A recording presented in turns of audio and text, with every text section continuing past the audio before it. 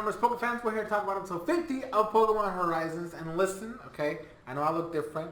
I got a haircut and my beard trimmed, like, a lot. Per my wife's request. Okay, usually she likes the big bushy beard. But today she said, well, just do it a little bit more. So here we are. So if you have any questions for that, there you go. Anyways, so this, okay, wow, this episode was, I'm going to say, I thoroughly enjoyed it. Okay, it wasn't bad at all.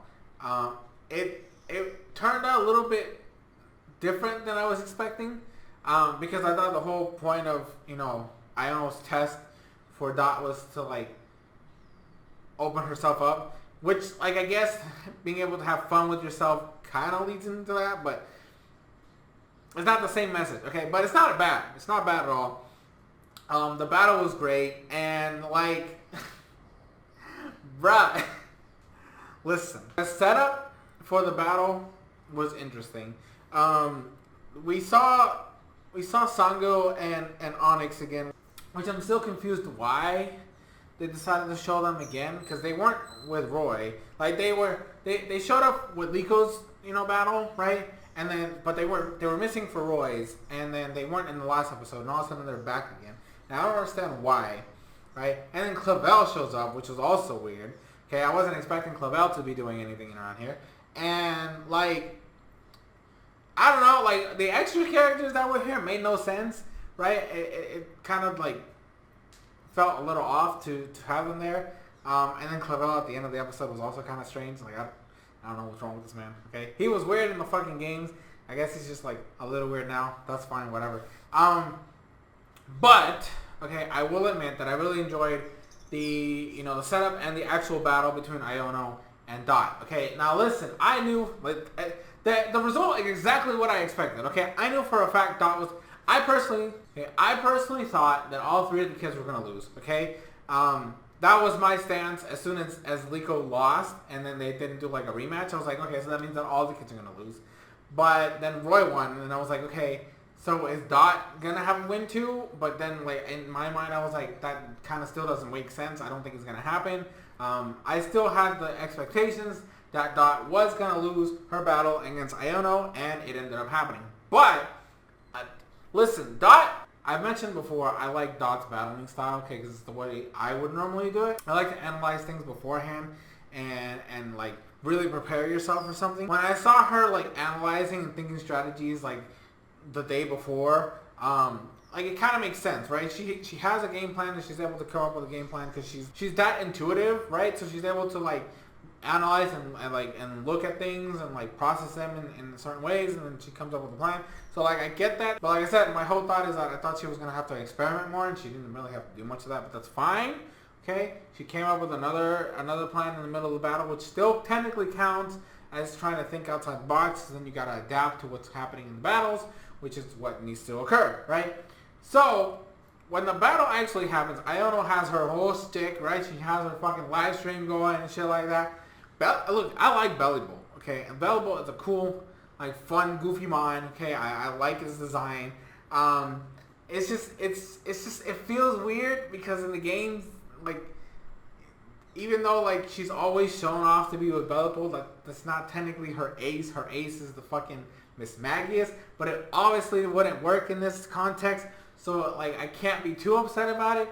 But, like, basically what I thought was going to happen happened, okay? Belly Bolt's ability, if you guys remember, is that fucking electro recharge shit, whatever the fuck. I don't remember the actual name of the ability.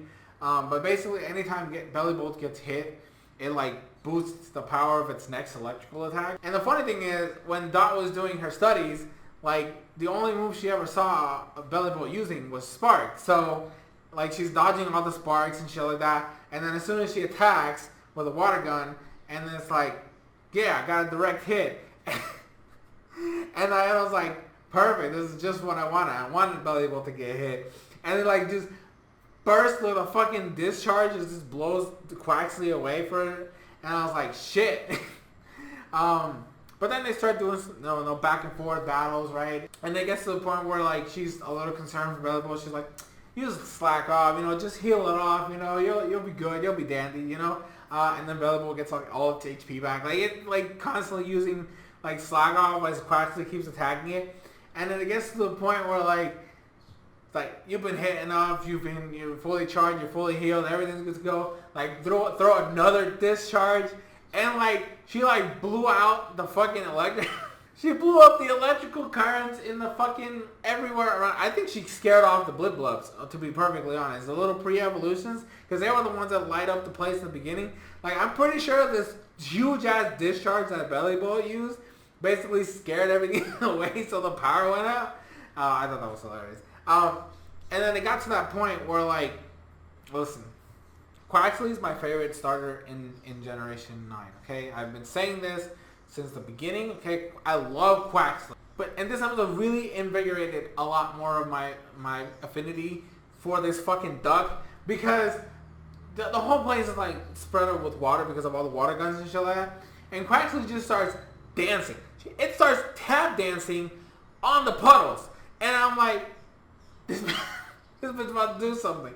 And I'm a little upset they didn't do the whole, because I thought, like, in my mind, I always like saw Dot like having the Ash thing where he like flips his hair on, but instead like Dot like pulls her hair up and ties it up, and she's like, now I'm in serious mode. I was waiting for that moment. I'm a little upset it didn't happen, but she's like, I'm ready to go, okay? And then like she terrestrialized Quaxly like while the stream is dead, okay? The stream is completely dead. Like Iono's like, the fuck, and like Quaxly terrestrializes, and then she's like low sweep, and then Iono's like, you're not using a water move? What is this shit? You're supposed to use a water move because then you're going to boost the power. That's not necessarily true, but it happens. And then the fucking bitch learns liquidation. Now listen, when I initially heard the name in Japanese, she's like, oh, you learned Aqua Break. And I'm like, Aqua Break? Wait, is this fucking Aqua Step? Because of the way it was looking, right? Because Quaxly is like dancing on the fucking water, and like he gets like this big ass boost in his foot, and then he like struck Belly Bolt. And in my mind, I'm like, isn't that just Aqua Step? Is she gonna get like Aqua Step now? But then in the back of my mind, like, but Aqua Step is only like the signature moves for all three of the starters is only strictly for the final evolution. So I'm like, this can't be Aqua Step. So after the episode, I had to actually go out and look for it. I was like, what the fuck is this move? And then I found out it's fucking liquidation. I'm like, the fuck? I guess, fine, whatever. It's a weird name for liquidation, but it's fine. And like blew Belly Bolt away for a minute, and then like as soon as the power comes back, then I was like, okay, time for me to get serious. And then she fucking terrestrializes Belly Bolt, and we got the actual fucking OST track from the games, which I fucking like. But at the same time, I'm like, I think I mentioned this before, but like the OST track of the gym leaders in Scarlet and Violet, if you really pay attention to it, and then you go back to play Sword and Shield and you watch and listen to the battle theme of the gym leaders there, they sound almost exactly the same, except for like some minute differences. But it literally, I urge all of you out right now to go out and look for the OST tracks for gym leaders in Sword and Shield and compare it to the OST track of gym leaders in Scarlet and Violet, and you can be like, this shit sounds fucking similar. But I will admit, I like the hype music and shit like that. So I was excited about that, and then like I was like, I ain't standing more with this shit, and like just throws out a discharge, and Dot is like, liquidation, and then like I'm like, bitch, the fuck you gonna do with liquidation? You mean to tell me you're gonna charge at this fucking Belly Bolt while it's blowing out this giant discharge, like Terra boosted discharge? You're like, bitch, I don't know what the fuck he was thinking there. But then she lost, the Quaxly got blown away. Well, not really blown away, like it's still like in the same spot it was, just it got defeated and the fucking Terra Crystal broke and shit like that, like it always does when you defeat a terrestrialized one. And then she fucking lost, and Iona's like, what did you learn? And she's like, it was fun, like she was like, you had fun? And she's like, yeah.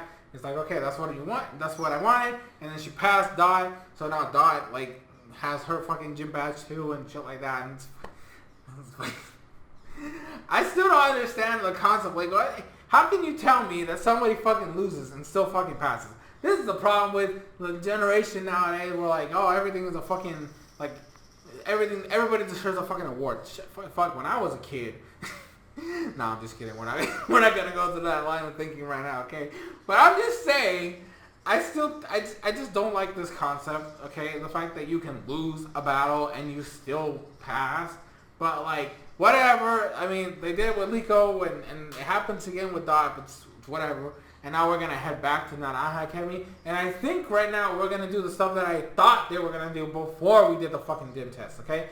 Because now they have to go out and explore and before they get to the academy and study wild Pokemon and get like make a report on all their adventures and shit like that. And I'm like, bitch, you should have done this shit. Like, the whole adventure part of it is what I expect to happen before we did the gym test. That's my only gripe with this arc right now, is that they did it backwards, okay?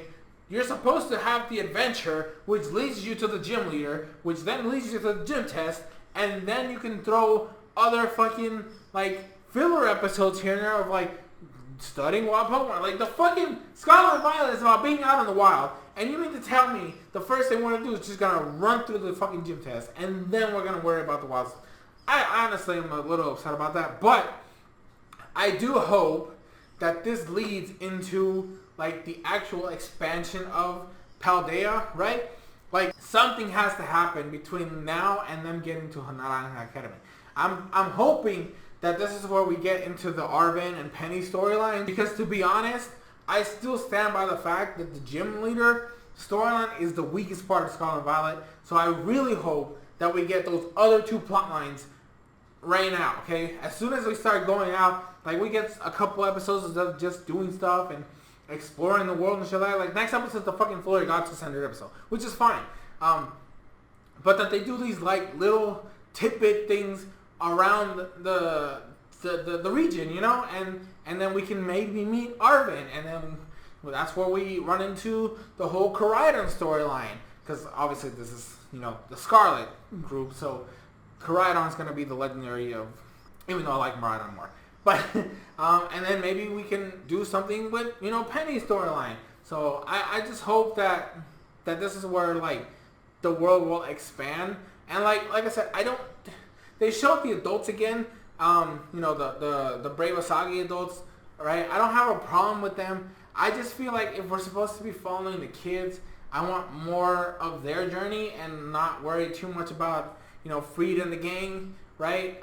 So this is where I'm hoping that everything opens up, right? And now we have, like, the actual opportunity to explore Paldea as a region. And that's just my 2 cents, okay? I probably rambled a little bit at the end there, but that's just me. You guys know how I am. But anyways, that's going to be it for this review. Thank you guys so much for watching. Leave your thoughts, comments in the comment section below. And I think that's going to be it for now. I've caught up, okay? I'm not going to let this shit slip by me again. I refuse. So I'm going to keep up with you guys, hopefully now on a weekly basis, okay? We're not doing this anymore. But that's pretty much it. I hope you guys enjoyed this review. Like I said, leave your thoughts, comments in the comment section below. I have been your host, SoresanCrockxen, and I will see you guys in future videos, streams, shorts, and everything in between.